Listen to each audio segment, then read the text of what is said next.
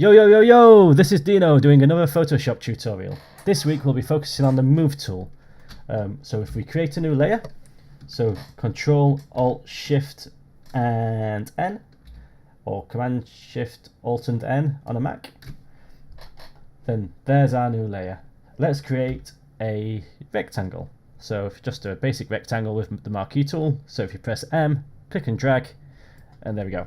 Then do Alt+backspace. And here we have our lovely blue rectangle. Ctrl+D to deselect it, and there we go. Let's name this rectangle. And that's our rectangle. So what can the Move tool do? Well, it can move things. It's really surprising. So this isn't the only function you can do whilst you're in the Move tool. So if you press 1, it'll move it down to 10% opacity.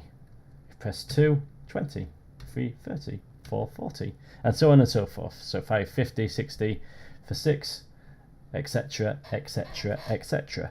If you press 0, it'll make it 100%. If you press 0, 0, it'll be 0%.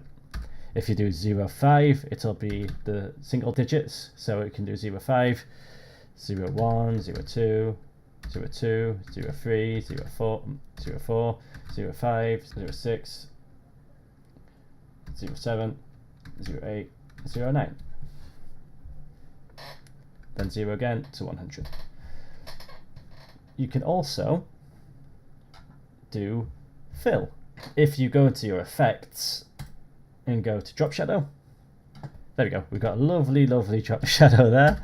Let's say we want this square with a shadow on it in the center of the screen. So if you press Ctrl+A, then you want to align the center of the vertical and horizontal. So if you click this and this, it'll do it. Sorted. Then you press Ctrl+D to deselect. Now, if you go back to the opacity stuff,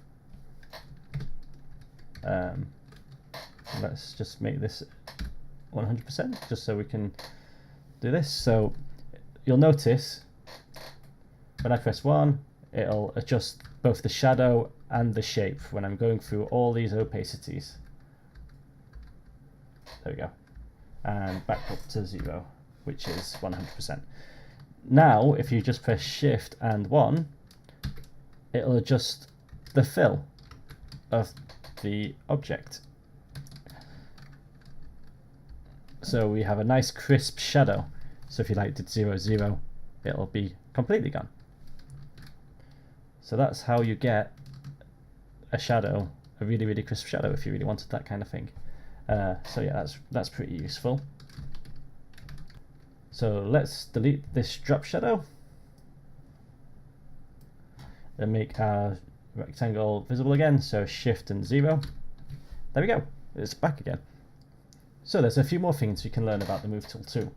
So if we go and duplicate this layer, so if you've got the latest Photoshop, you can press Ctrl+C on the layer and Ctrl+V, and it will copy that bad boy across. Or if you've got an older version, if you can press Ctrl+J, you can duplicate it, which does exactly the same thing.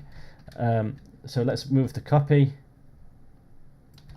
then let's select this one again, and then do this. And oh no, they've sent it to each other, so that didn't work. So what we'll do is centralize it by grouping them together first, then calling this 2 rectangles, and let's try that again. So if you press Ctrl+A, then do this, there we go, they're centered. And press Ctrl+D. Sorry about the slamming down on the keys there, it might be quite loud in the recording. So what we have here are our 2 rectangles. I imagine the majority of you guys who have never used this before or have just installed Photoshop will have your Move tool, it will be on this little drop down box here, and it'll be group. So if you're trying to select the individual rectangles, you won't have much luck because you have it on the group. So what you'll need to do is just select this and go layer. So all I'm doing here is pressing Control click, Control click, Control click, Control click, or Command click, Command click, Command click. I'm using a PC at the moment, so I'm using Control, but on a Mac it's Command.